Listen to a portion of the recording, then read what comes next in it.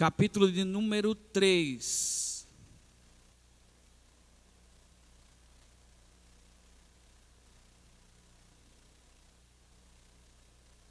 Versículo 2. Capítulo 3, versículo 2 do profeta Abacuque. Está escrito: ouvi, Senhor, a tua palavra e temi. Aviva, ó Senhor, a tua obra no meio dos anos, e no meio dos anos a notifica. E na ira lembra-te da misericórdia. Graças a Deus. Louvo a Deus por essa rica e única oportunidade. Essa oportunidade é única, não volta. E nós temos que aproveitar a nossa oportunidade em tudo. Graças a Deus. Agradeço desde já ao pastor Arnóbio Tavares de Lima por a rica oportunidade que tem dado. Nossa irmã Antônia, que Deus abençoe. O nosso amado irmão Dr. Góes, irmã Aline, toda a equipe que faz a produção de imagem, som, editação, que está por trás das câmeras. E todos que aqui estão, nosso irmão Diácono Kennedy, que está conosco hoje aqui, moderando esse trabalho, e a você que está em casa ouvindo. Deus falou na sua vida hoje. Eu sei que a palavra que foi entoada nesta manhã, antes de mim, já está remoendo dentro de você. E nós só vamos agora dar mais um empurrãozinho para que você tome essa decisão, que essa decisão é única. Jesus está voltando e Ele quer levar a sua igreja para o céu. Amados, irmãos, o texto que nós lemos é um texto bastante conhecido, principalmente nas pregações, nos textos mais envolvidos que vários pregadores, ministros colocaram em festividades, em congressos, em cultos sobre o avivamento. O texto que nós colocamos nesta manhã, ele traz a essência da igreja pentecostal, aonde o poder é rico, aonde a forma da igreja é avivada e aonde todos buscam um avivamento. E nós, pesquisando sobre o texto, sabemos que avivamento não é e não será os termos que muitos têm sobre poder, sobre falar em outras línguas, sobre pular, correr, saltar. Não. Avivamento, ele deriva de viver, ou renascer, ou ressuscitar. É uma forma de trazer a vida de volta. Avivamento, nos seus significados, tem essa origem. O profeta Abacuque, vendo o caos em Israel, um contemporâneo de Ezequiel, aonde nos tempos de Amós, outro profeta, ele estava profetizando. E Abacuque, por ser profeta e também um pregador, ele começa a ter uma discussão com Deus sobre o que acontecia em Israel. Israel estava o declínio, a apostasia espiritual. Israel era dominado pelos políticos poderosos, aonde a crise espiritual chegou, aonde a crise espiritual tomou conta do coração do povo. O povo não adorava mais o Deus Todo-Poderoso, que livrou das mãos poderosas do Egito. Não, o povo adorava deuses pagãos. E o povo queria saber das suas riquezas, queria saber da sua vida e não mais das coisas do Senhor. O pecado entrou de uma forma tão grande, mas tão grande, que o profeta, ele começa a indagar com Deus, a perguntar: até quando, Senhor?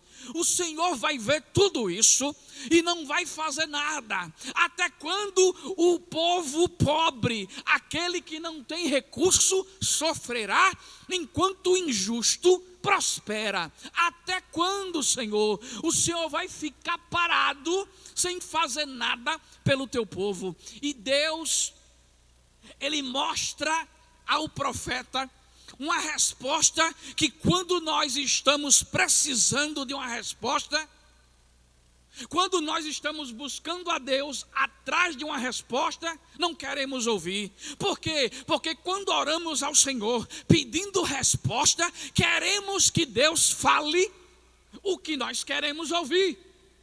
Queremos ouvir Deus falar o que nós precisamos ouvir para massagear o nosso coração, para massagear o nosso ego. Mas Deus tratou diferente. Deus falou com o profeta e disse que o povo de Israel ia sofrer o cativeiro. O povo de Israel ia passar pelo cativeiro babilônico. Daí então, o profeta sobe para uma torre de vigília e diz: eu só saio daqui quando o Senhor me der uma resposta certa, quando o Senhor me der uma resposta que eu quero ouvir.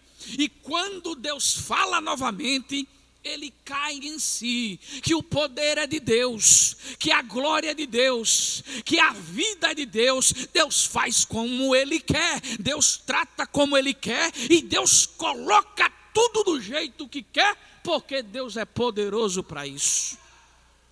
Quando ele vai para o versículo capítulo 3, ele faz um louvor de adoração.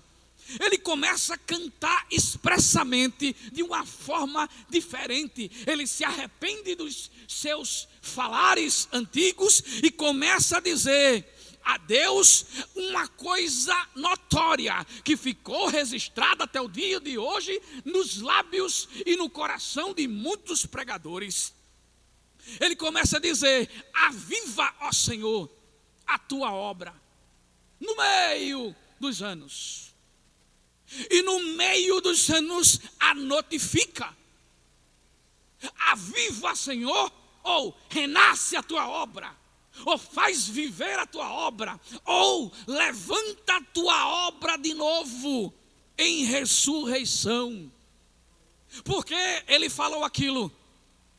Porque ele se queixou com Deus, porque o povo estava sofrendo, a obra estava em declínio por causa do pecado, e ele queria ver o povo de Israel de novo jubilando em graça e em glória. Até ele dizer, no meio dos anos, aviva a tua obra, renasce de volta a tua obra. No meio dos anos, a notifica. A expressão que ele coloca no meio. Por que no meio? Porque no meio de tudo, é a fase mais difícil da vida. Se você for olhar direito, é no meio que a gente tem a maior dificuldade, porque no começo tudo é bom. Se você for construir uma casa, se você tem um planejamento de construção, você começa no alicerce, é o começo da casa, e você vai construindo, a casa vai ficar ótima, a casa vai ficar boa. Quando você vai construindo, vai chegando no meio da obra, você começa a ver que o bolso pesou, as coisas estão difíceis, e você dá aquela relaxada, você para um pouco para respirar, porque no meio é complicado. Você está numa fila de um banco, uma fila comprida, muita gente. Você chegou, está querendo fazer alguma coisa, pagar, transferir, alguma coisa que você queira fazer, tudo bem, tá bom. Mas quando você chegou no meio da fila, você passou horas, você já se cansa. E no meio da obra de Deus é do mesmo jeito. Muita gente que se converte, ela começa transbordando. Muita gente novo convertido começa como um vulcão em erupção. Muita gente começa bombando e vai para o evangelismo, e vai para todos os cultos, e sente uma graça, sente uma alegria, não quer perder nada. É escola dominical, é consagrações, é ciclo de oração, é tudo, porque é no começo. Porque no começo tudo é fácil, no começo tudo é bom, mas quando chega no meio, começa a ter as dificuldades. No meio existem decepções, no meio existe confusões, no meio existe falta de raciocínio, no meio existe dúvidas. No fim não.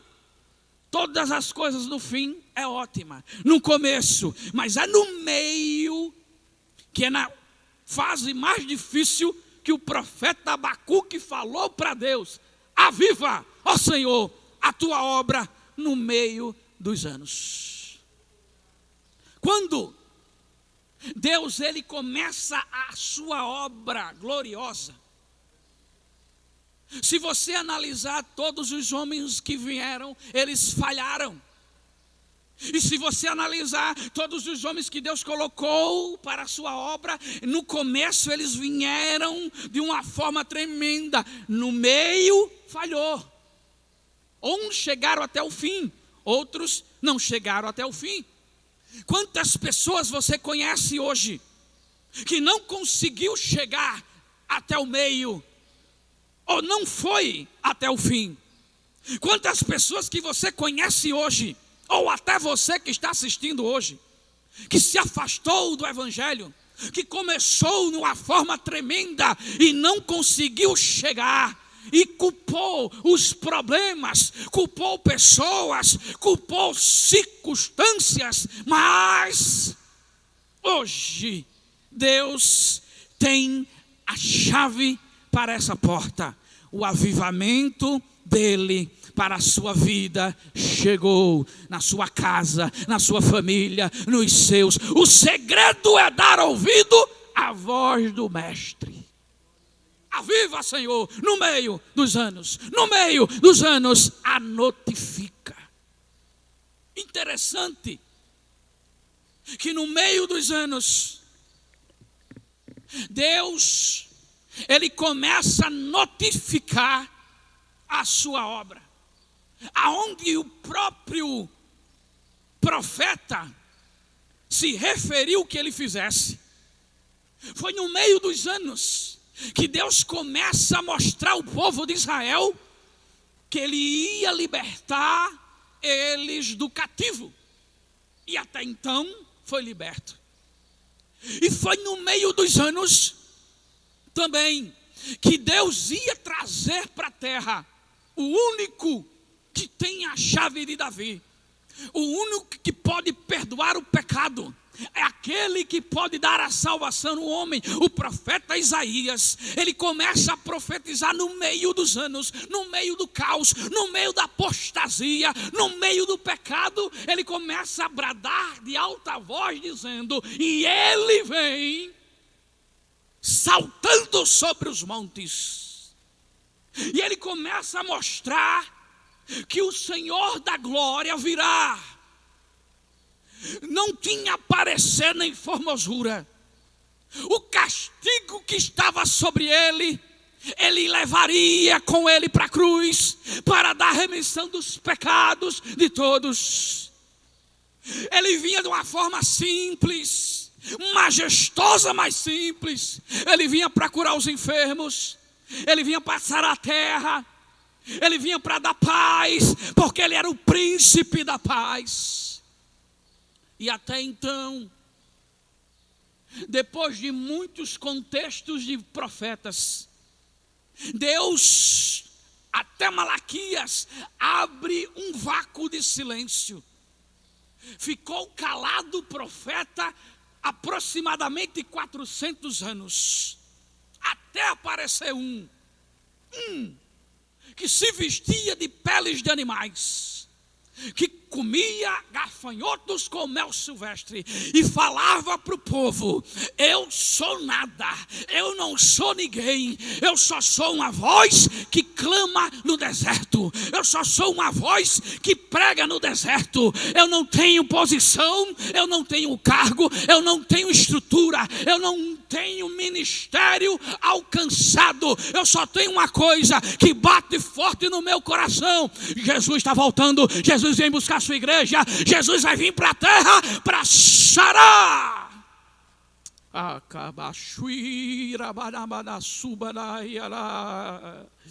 Jesus, aviva a tua obra.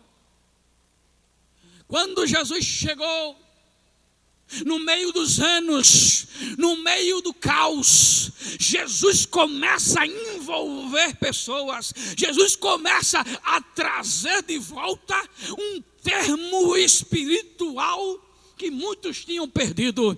Jesus começa a trazer de volta a graça, o poderio da graça, um favor incondicional. Jesus começou a trazer de volta o amor ao próximo.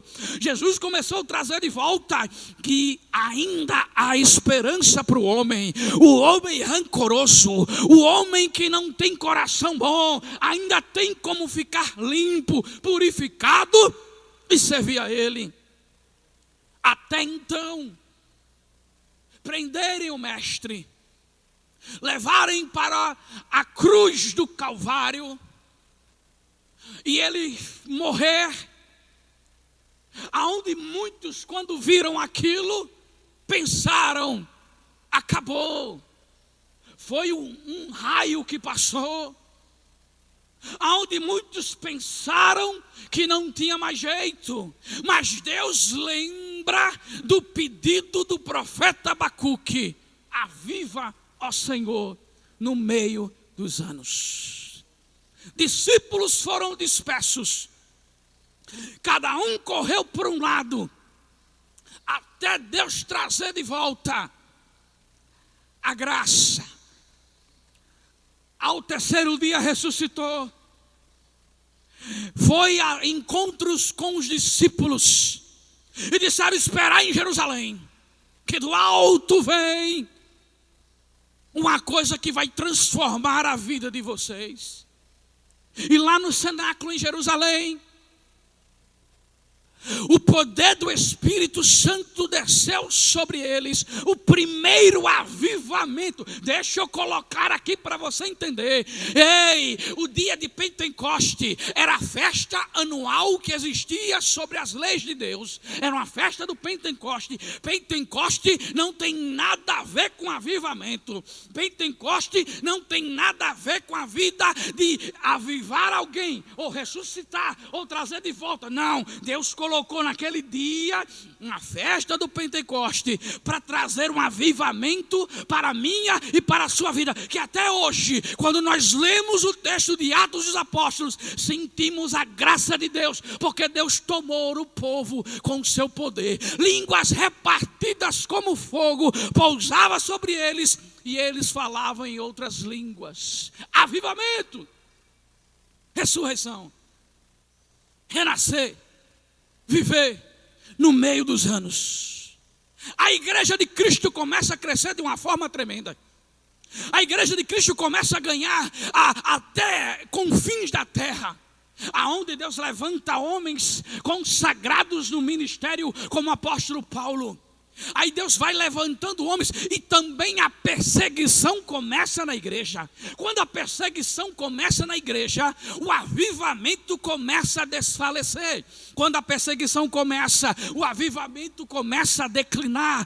É porque muitos foram mortos a fio à espada, muitos sofreram também a perseguição com a sua família e na sua casa, foram degolados.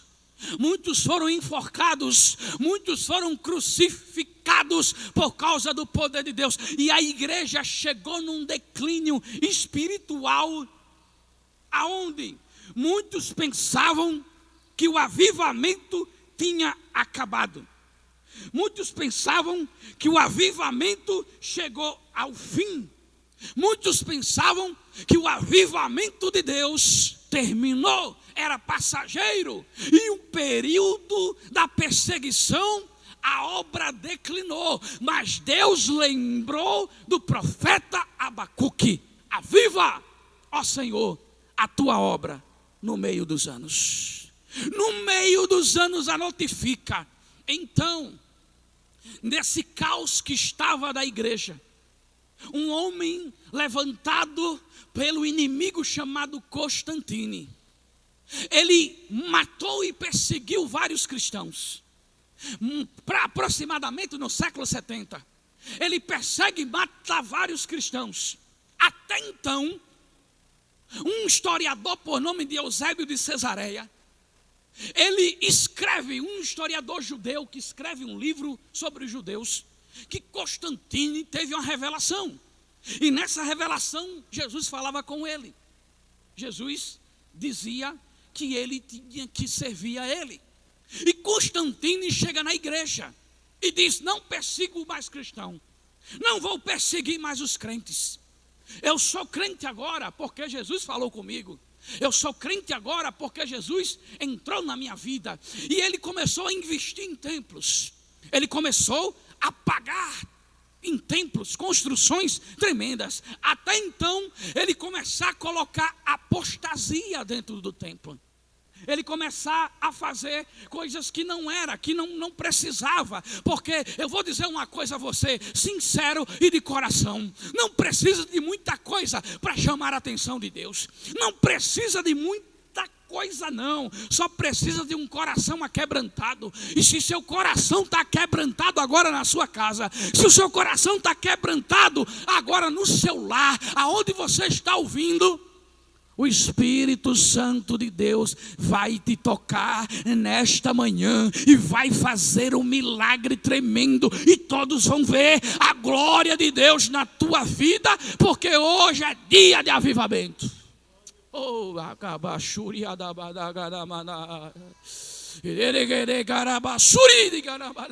aviva, Senhor, a tua obra no meio dos anos. No meio dos anos a notifica.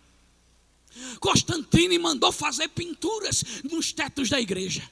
Constantine pegou os ossos dos apóstolos e colocaram dentro da igreja e disse: o que é que tem? Não tem nada a ver não. Não vamos adorar não. É só para lembrar. O mal da igreja do século 21 é isso. O mal da igreja hoje, da nossa igreja hoje, do século 21, é um espírito mau que já entrou, chamado o que é que tem. Tudo agora o que é que tem? Não, rapaz, isso era no passado. Hoje o que é que tem? Isso era no antigo. Eram os antigos que faziam. Destrincharam tudo da obra do Senhor.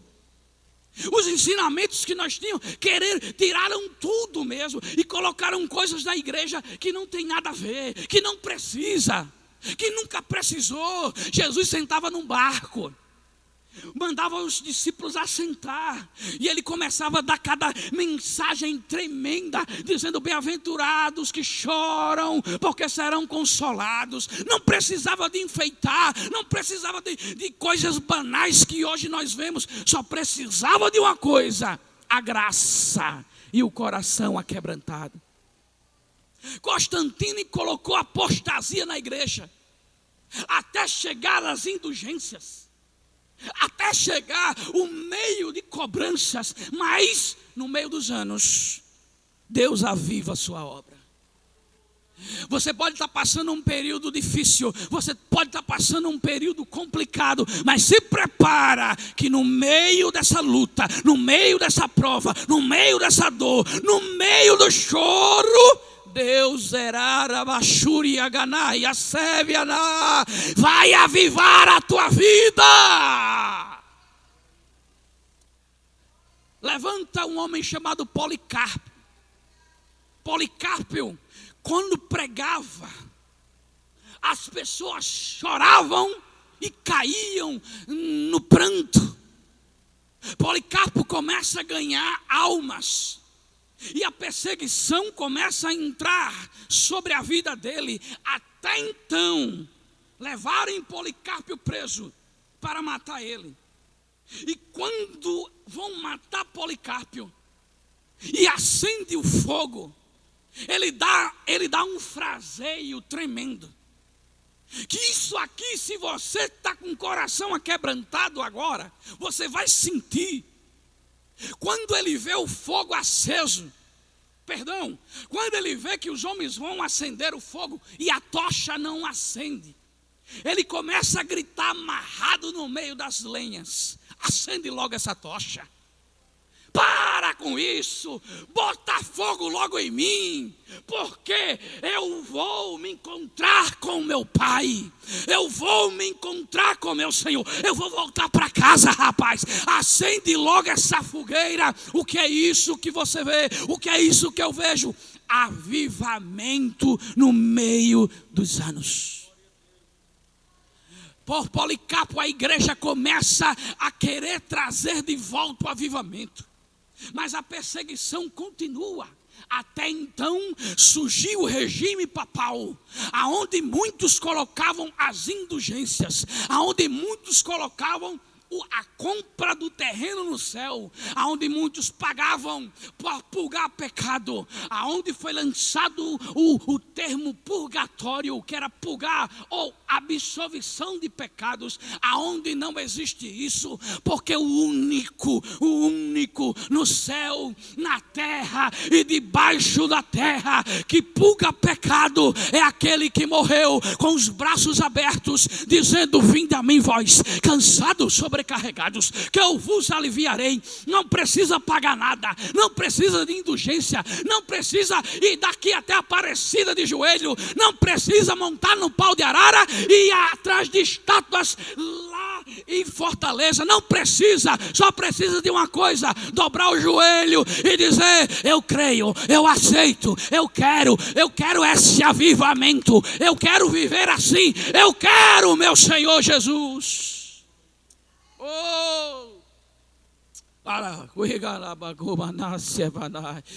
Eu estou sentindo a glória de Deus aqui. Eu estou sentindo a glória de Deus nesse ambiente. E agora na sua casa, sinta essa glória. Sinta essa glória. Ei, se for pular, pula. Se for chorar, chora. Se for saltar, salta. Mas não para. Glorifica na tua casa. O vizinho vai reclamar o barulho, não tem problema. Ei, glorifica na tua casa. Vão te chamar de louco, não tem problema. Glorifica aí onde você está. Vão dizer que você está delirando. Delira no poder do avivamento do Senhor. Agora, na tua casa, na tua vida, agora, receba avivamento, renasce, viva,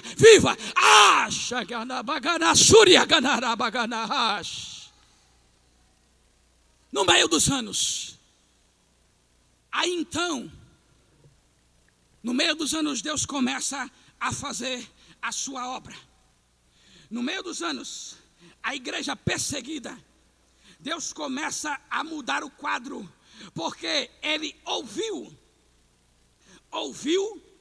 e guardou o que o profeta Abacuque pediu: aviva, Senhor, e notifica.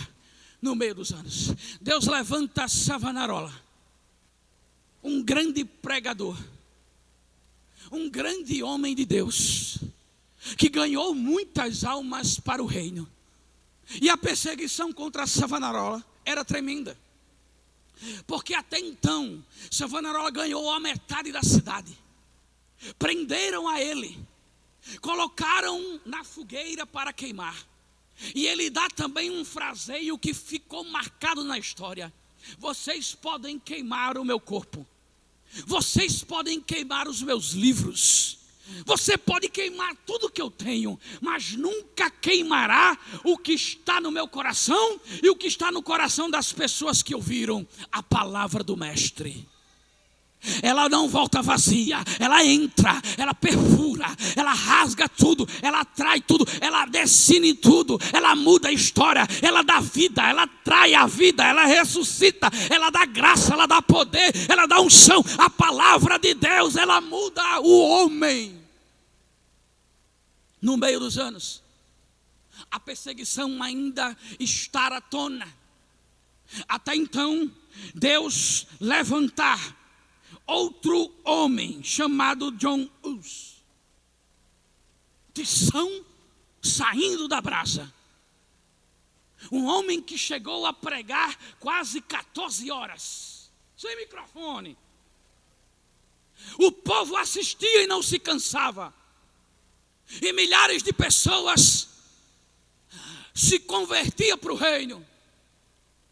O regime falou: o homem é perigoso.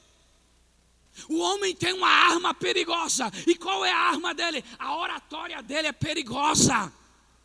A oratória dele atrai as pessoas. Vamos matar, vamos matar.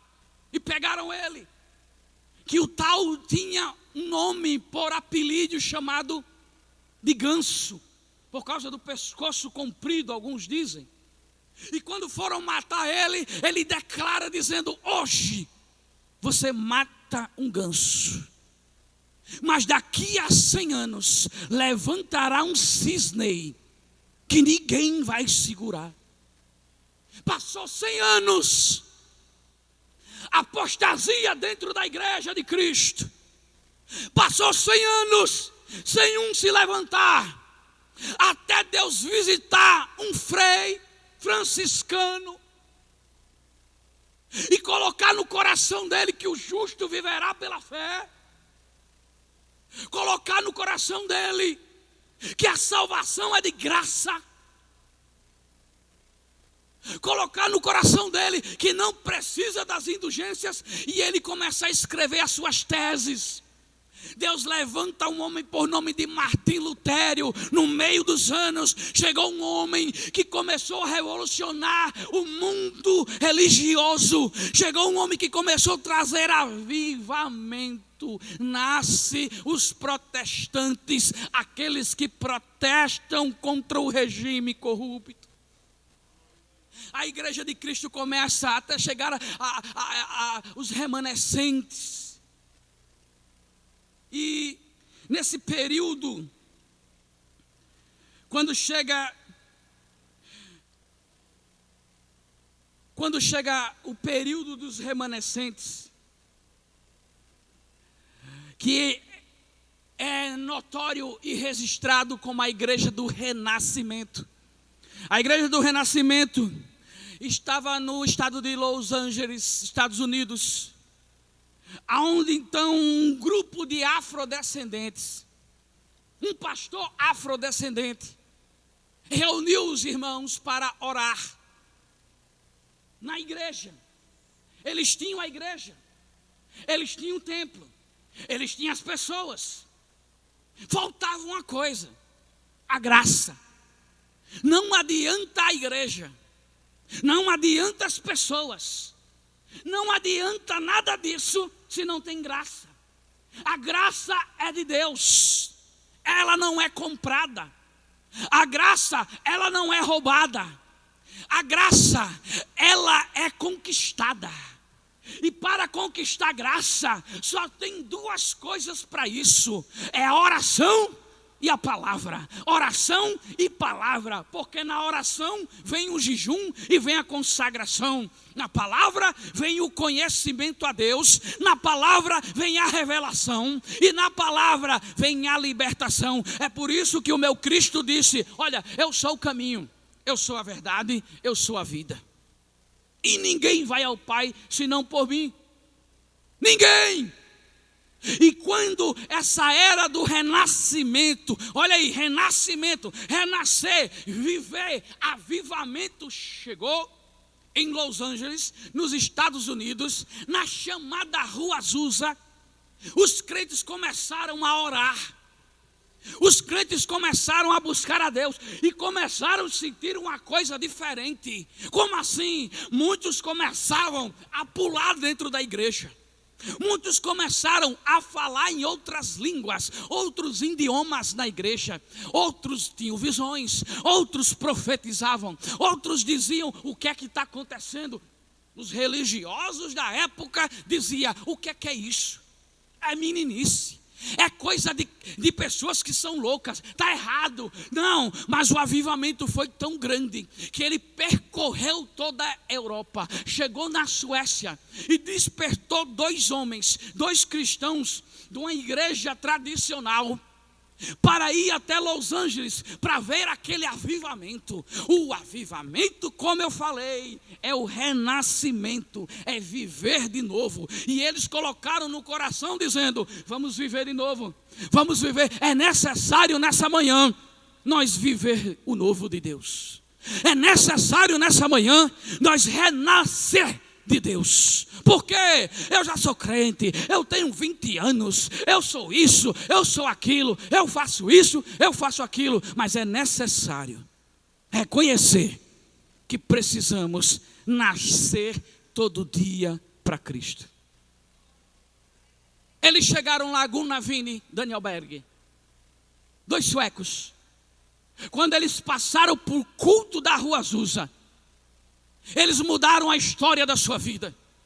Quando eles passaram para o culto da Rua Azusa, eles sentiram uma coisa: que o evangelho não é só colocar uma roupa decente. O evangelho não é só ir para a igreja aos domingos. O evangelho não é só ter uma conduta diferente. Não é só isso não. Isso vale, tudo isso que eu falei vale. Mas o evangelho era uma coisa melhor. E pegar lá fora quem está perdido, e lá fora trazer para dentro. Porque o avivamento, ele não vem de uma forma esquisita. O avivamento, ele não vem de uma forma complicada. Ele começa dentro do coração, ele começa dentro da alma, ele começa dentro do que você tem, o chamado de Deus. E quando ele sai lá para fora, ele sai arrastando tudo, sai quebrando tudo, sai limpando tudo. E Deus salva vidas. Aviva, ó Senhor, a tua obra no meio dos anos. Aqueles homens impactados com o poder de Deus, escuta uma voz dizendo: Belém do Pará, Brasil, vai avivar aquele lugar lá. Pegaram um navio, meses atravessando o oceano, até chegar em Belém do Pará sem falar bem o português, sem conhecer a cultura, sem conhecer ninguém. Se hospedaram na casa de alguns irmãos que já existiam das igrejas tradicionais. Só que o chamado deles era diferente.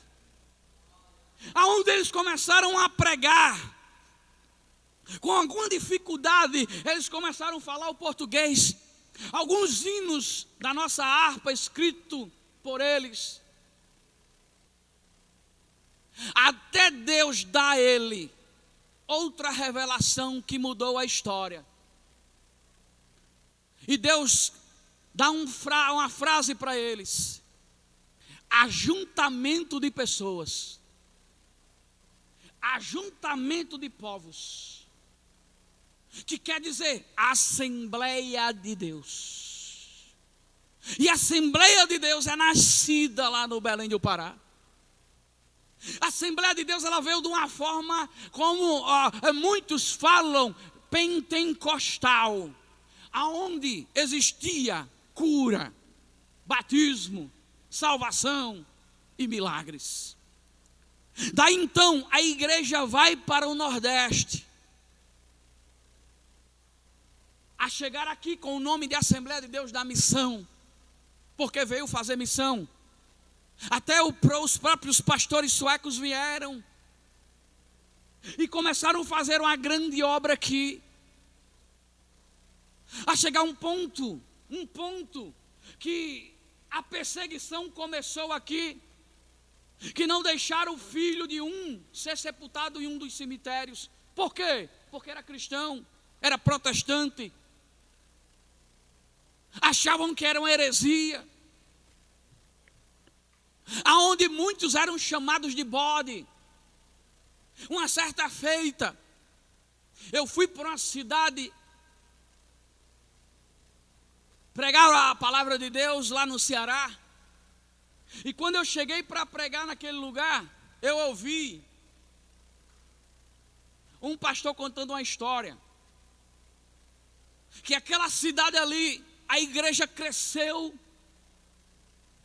por causa de um roceiro, de um irmão da roça.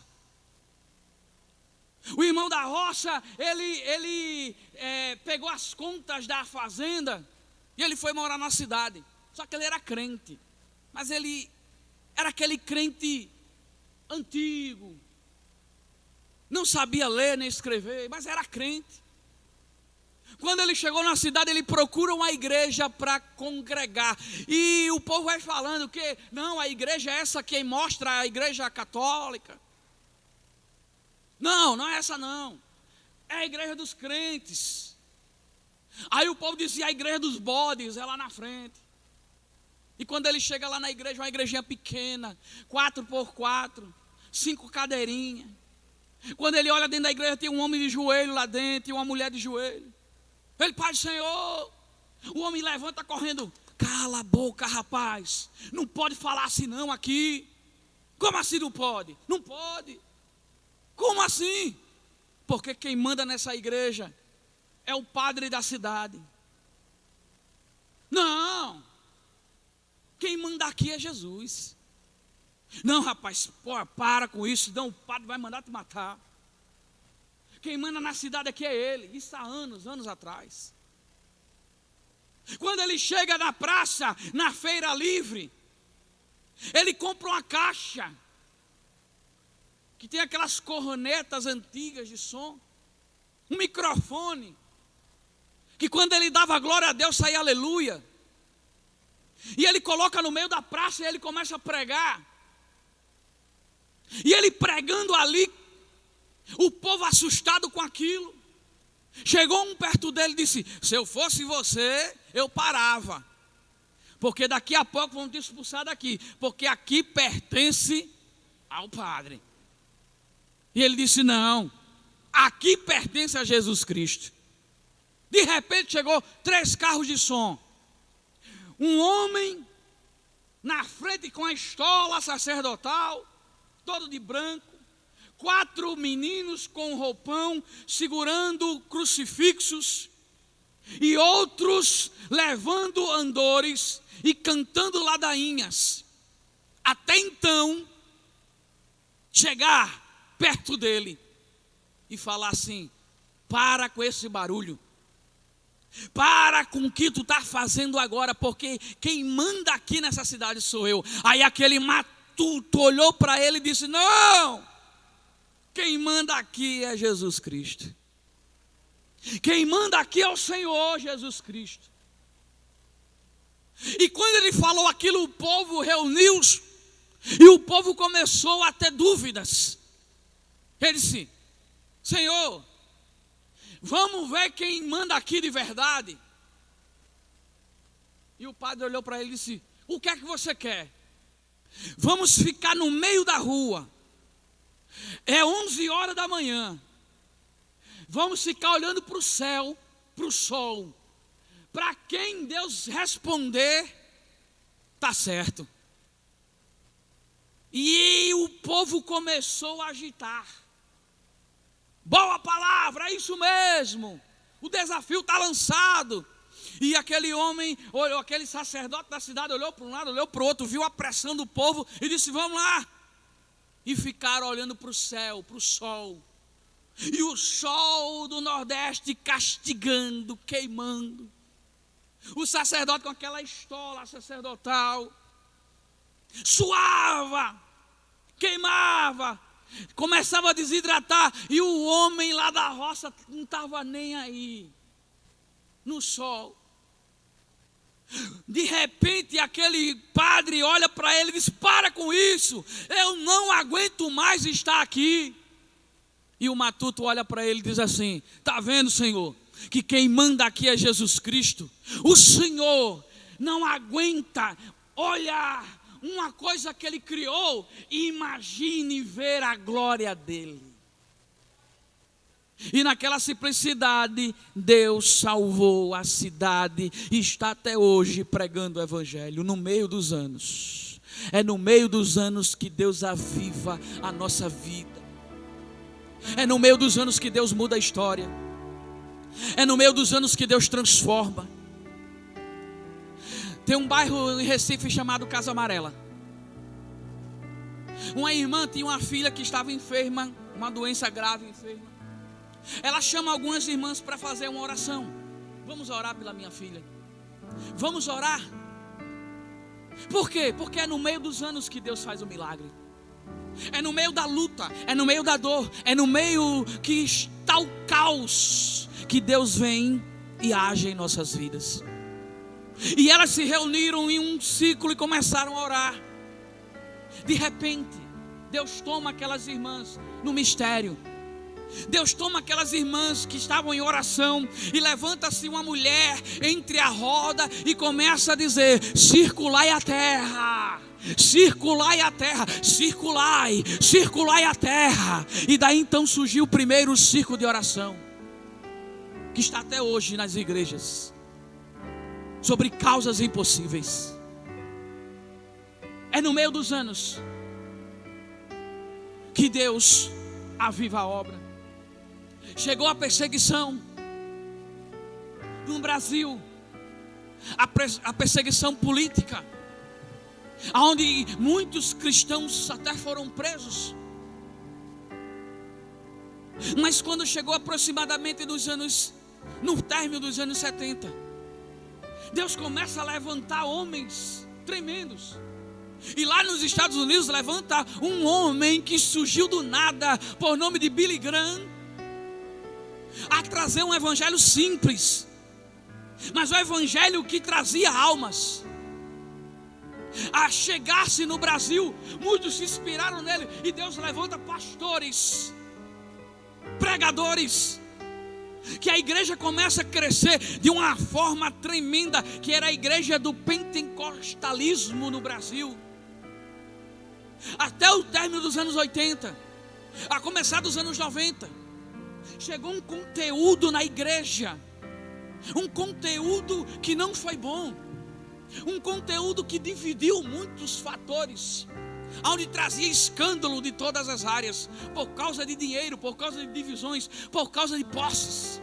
E o povo começa a esfriar, a apostasia começa. Até o começo dos anos 2000, chegaram um movimento mundial chamado o movimento gospel, que era um movimento que atraía a juventude, era um movimento que atraía o povo para várias igrejas, comunidades evangélicas. Até então muitos começaram a crescer na sua fama terrena, e onde houve vários declínios espirituais, vários declínios,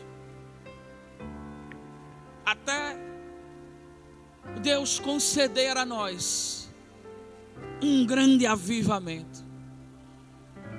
Estamos esperando, como o profeta Abacuque, no meio dos anos agora, Deus começar a avivar, renascer, viver, tirar das cinzas.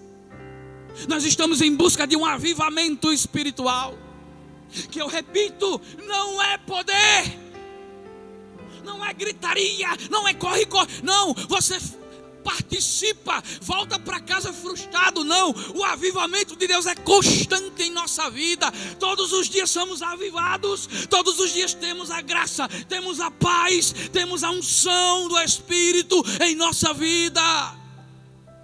É necessário buscar esse avivamento. Você que está em casa aí, está nos ouvindo, fazemos um convite agora especial para você, de voltar, de renascer, de reviver com Cristo, morrer para o mundo e nascer para Cristo. Aonde está a segunda alma para Jesus? Dá o seu like comenta: eu quero o Senhor Jesus Cristo como meu Salvador, agora. Deus está visitando você agora, onde você está. Aonde está a primeira vida que vai aceitar agora esse momento? Você diga sim para Jesus agora. Não tem outra situação, não tem aonde correr, não tem. Meu filho, minha filha, pensa o que está acontecendo. Sem Deus você está numa luta tremenda. Aí quer dizer que se eu estiver com Deus eu não vou passar por luta? Não, claro que não. Você vai passar sim, mas é de uma forma tremenda. A cabeça não baixa. Os problemas vêm e a gente encara. A luta é forte, a gente até tomba, mas não cai, porque Ele está conosco até a consumação dos séculos. Já chegou a segunda, cadê a terceira? Olha, me vem cantar um hino aqui. A terceira vida, corre para Jesus. É tempo de avivamento na sua vida, é tempo de avivamento na sua casa, é tempo de avivamento. Aviva, Senhor, a tua obra no meio dos anos. E no meio dos anos notifica na vida desse homem agora, notifica na vida dessa mulher agora, que o Senhor está entrando agora, Deus, agora, aviva a terceira vida para Jesus.